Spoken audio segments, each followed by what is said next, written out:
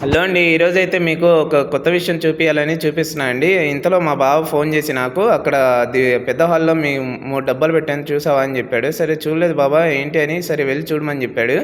And ఇది open చేసేసి అబ్బా! ఏమన్నా తినడానికి తీసుకొచ్చారేమో అది ఇది అని అనుకున్నా అండి. ఆశపడేలోపే నిరాశ ఎదురైందనమాట.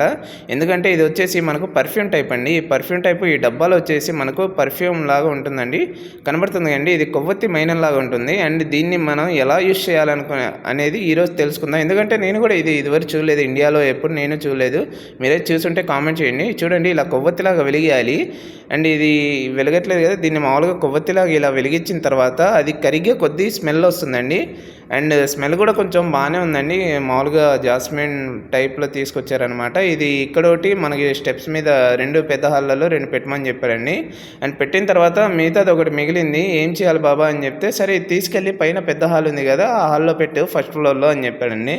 సరే అని అక్కడికెళ్ళేసి ఇంకా పైకెళ్దాం పదా అని చెప్పేసి ఇంకా పైకెళ్తూ అక్కడ వెలిగించి పెట్టానండి. పెట్టిన తర్వాత పెట్టేసాను అని చెప్తే అతను అక్కడ నిల్చొని చూడు ఇది స్మెల్ వస్తుందా లేదా అనేది చూడు వర్కౌట్ అవుతుందా లేదా అనేది అని చెప్పేసరికి సరే అని నిల్చున్నాను.